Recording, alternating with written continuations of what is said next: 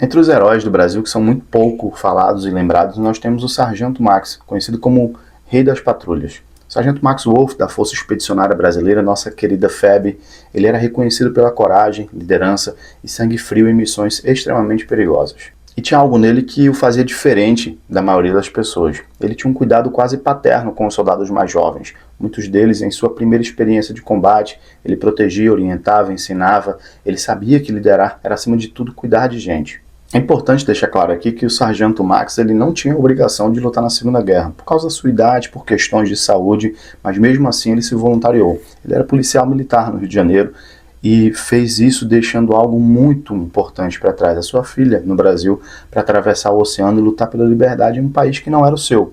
No combate ele se destacou tanto que foi reconhecido internacionalmente.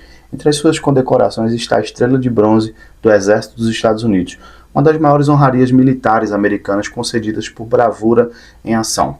Ele morreu fazendo aquilo que gostava e acreditava. Morreu aos 33 anos em Montese, na Itália, durante uma patrulha, exatamente onde sempre esteve, na linha de frente, lutando pelo que acreditava. A FEB, meus queridos, ela é feita de homens reais, iguais ao Sargento Max, mas que merecem ser lembrados e rotineiramente são esquecidos no Brasil, intencionalmente.